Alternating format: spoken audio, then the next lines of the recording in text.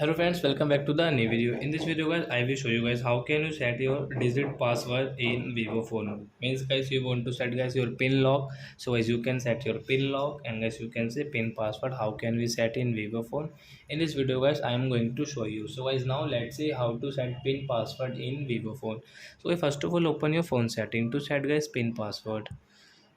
Then guys you can see the security setting guys. So guys click here. Guys click on screen lock and guys click on pin. So we will choose any pin. So example for guys, I am telling you guys normal pin only guys, 4321, and guys be careful here guys, 4321, confirm.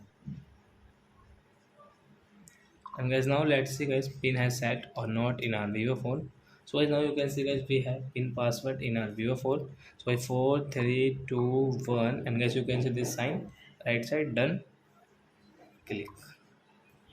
So I hope friends you have understood how to set pin password in Vivo phone. So that's it guys. Thanks for watching my video. Now we will meet on next video with new topic.